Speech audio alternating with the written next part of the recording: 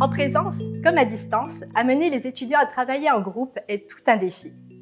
Nous allons donc vous proposer quelques stratégies et quelques astuces pour favoriser ce travail en groupe, ce travail collaboratif de vos étudiants à distance.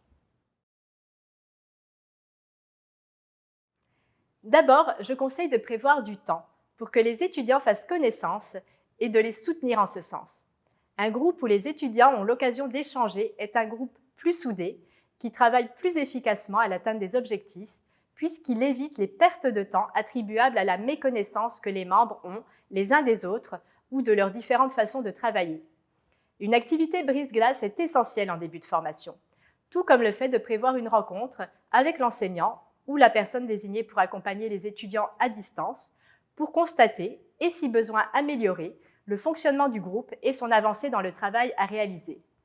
Il est aussi pertinent d'avoir régulièrement des périodes d'échange sans caractère officiel et de travailler tôt à la cohésion du groupe et au développement d'un sentiment d'appartenance.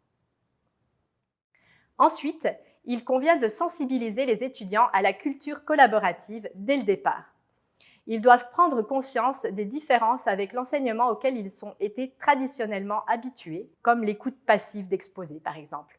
Il faut insister sur leur responsabilité, leur participation active et sur la notion d'entraide.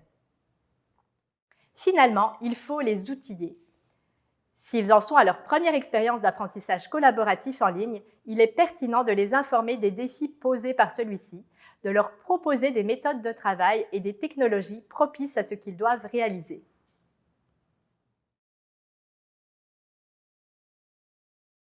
Il est intéressant de proposer une forme de contrat de collaboration. Il est possible de demander au groupe d'apprentissage collaboratif de passer une sorte de contrat social où ils s'engagent à être des coéquipiers productifs, respectueux des idées et des personnes. Il convient d'expliquer les 3 formes de régulation aux étudiants.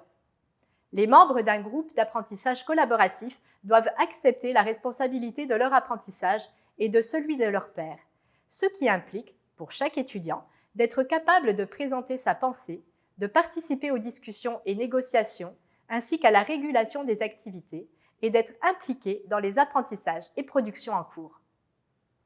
Pour enrichir leur expérience de l'apprentissage collaboratif, il convient ainsi d'aider les étudiants à développer des habitudes, d'une part d'autorégulation, c'est-à-dire de prise en main par l'étudiant de son apprentissage, d'autre part de co-régulation, c'est-à-dire de soutien entre membres du groupe pour que chacun prenne en main ses apprentissages, et enfin de régulation partagée, c'est-à-dire de prise en main de l'apprentissage par le groupe. Il convient également d'indiquer aux étudiants qu'ils doivent adopter des objectifs d'équipe et une vision commune de la tâche. Puisqu'il s'agit d'une démarche collaborative, il est important que l'équipe se donne des objectifs de fonctionnement et de production et que chacun des membres se reconnaisse dans les objectifs de l'équipe. Il faut également inviter les étudiants à se responsabiliser par rapport à leur contribution devant la tâche à accomplir. Cette responsabilisation doit intervenir autant sur le plan de l'apprentissage que sur le plan de la production attendue.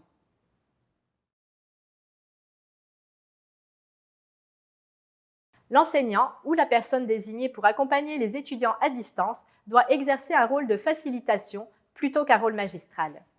Les modèles d'enseignement fondés sur la transmission des connaissances sont aux antipodes d'une démarche collaborative. Pour faciliter l'interaction et la collaboration entre les apprenants, il est essentiel de leur laisser l'espace pour se faire, de les encadrer, de corriger le tir au besoin, d'attirer l'attention sur les éléments importants et de les aider à faire des synthèses lorsque c'est nécessaire. Il convient également d'amener les apprenants à développer leur pensée critique, leur créativité et leurs habitudes de curation, c'est-à-dire de les inciter à conserver des traces des échanges qu'ils ont et de l'évolution de la pensée collective, par exemple à l'aide d'applications numériques ou d'un journal de bord.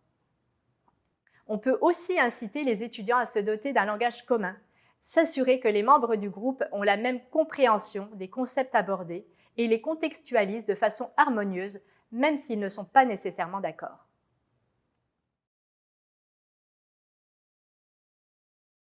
Il est possible de stimuler la motivation des apprenants en leur offrant une vitrine pour qu'ils aient l'occasion de mettre leur travail en valeur. Sur le plan pratique des activités collaboratives comme telles, on peut penser, par exemple, à des activités de journalisme citoyen, de création de vidéos, d'écriture collaborative, de création de banques de signets partagés ou bien de caractéristiques. On peut également préciser que l'évaluation ne se limitera pas qu'au produit final, mais que l'ensemble de la démarche sera évalué. Il est possible de vérifier les traces laissées par les étudiants dans les applications collaboratives, par exemple, ou d'inviter ces derniers à soumettre ponctuellement un journal de bord, une liste de références bibliographiques, une description des travaux en cours. De plus, il est important d'évaluer à la fois l'étudiant de façon individuelle et l'équipe. L'évaluation individuelle peut, par exemple, s'effectuer en 3 temps, c'est-à-dire une auto-évaluation de l'étudiant, son évaluation par les pairs et l'évaluation du professeur. Il convient donc de prendre en compte non seulement le travail de l'ensemble du groupe, mais également le travail de l'étudiant.